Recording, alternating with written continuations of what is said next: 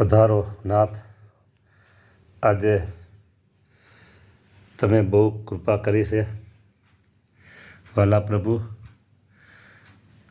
તમે આજના દિવસે આ સેવકને આ પૃથ્વી ઉપર લાવ્યા અને એક સદગ્રસ્તને ત્યાં તમે આ બાળકને જન્મ આપ્યો.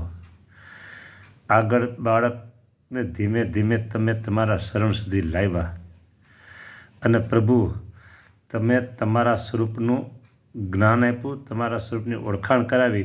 ત્યારથી આ એક જીવાત્મા એટલે જીવમાંથી શિવમાંથી એ મુક્ત પદને પામ્યા અને તમારી ઓળખાણ થઈ. ત્યારથી જ આ તમારા સેવકને દરરોજ દિવાળી કરતાં વધુ આનંદ છે. પણ અહીંયા તમે લાવ્યા એનો આજનો દિવસ છે.